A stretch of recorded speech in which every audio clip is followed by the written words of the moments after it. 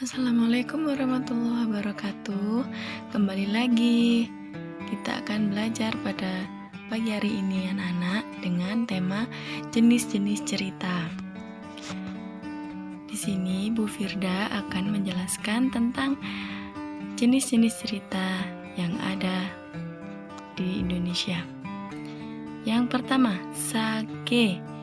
Yang kedua, fabel. Yang ketiga, dongeng. Dan yang keempat, legenda.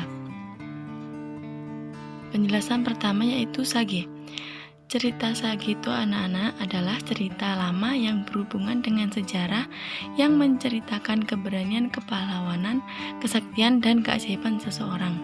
Contohnya yaitu Calon Arang, Ciung Wanara, Air Langga, Panji, Si Pitung, Caadara, Semaradahana, Lutung Kasarung.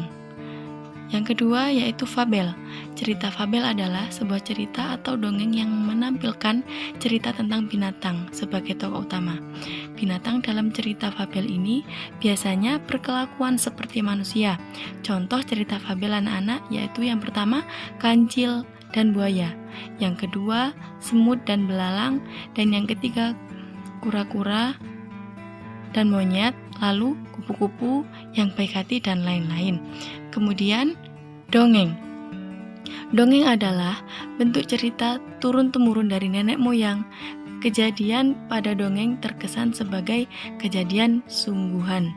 Namun pada dasarnya dongeng adalah cerita fiktif dan imajinatif, seperti binatang dan tumbuhan yang bisa bicara seperti manusia.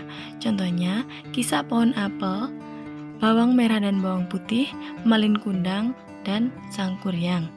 Kemudian yang terakhir yaitu legenda. Legenda merupakan cerita prosa rakyat yang dianggap oleh yang memiliki cerita sebagai suatu kejadian yang benar-benar pernah terjadi. Biasanya menceritakan asal-usul terjadinya suatu tempat. Contohnya yang pertama, legenda Candi Prambanan, yang kedua legenda Rawapening, dan yang ketiga legenda Danau Toba.